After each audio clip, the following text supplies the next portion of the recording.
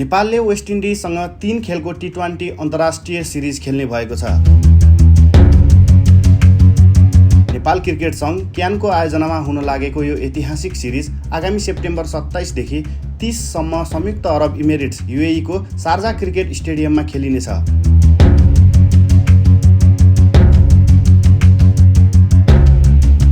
क्यानका प्रवक्ता छुम्बी लामा अनुसार यो सिरिज नेपाल क्रिकेट अन्तर्राष्ट्रिय पहिचान विस्तार गर्ने र भविष्यका ठूला प्रतियोगिताहरूका लागि तयारीको एक महत्त्वपूर्ण अवसर हुनेछ।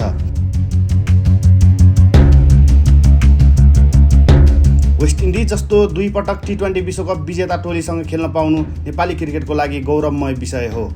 यसले हाम्रो खेलाडीहरूलाई ठूलो अनुभव दिलाउनेछ।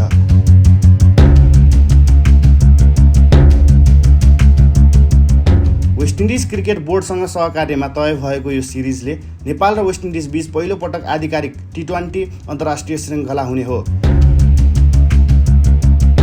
यसअघि दुवै टोली बीच कुनै पनि औपचारिक टी20 श्रृङ्खला भएको थिएन। शारजामा खेलिने यी खेलहरू दर्शकहरूले प्रत्यक्ष हेर्न पाउनेछन्। साथै विश्वभर प्रसारण गरिने व्यवस्था समेत मिलाइएको क्यानले जनाएको छ।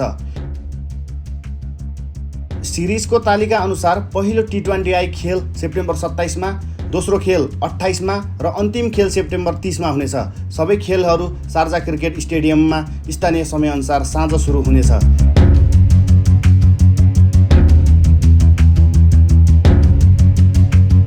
क्यानले यस अवसरमा क्रिकेट समर्थकहरूलाई UAE आएर खेल हेर्न आग्रह गर्दै पर्यटनसँग जोडिएको क्रिकेट टुरिज्म प्रवर्धन गर्न पनि तयार थालेको छ।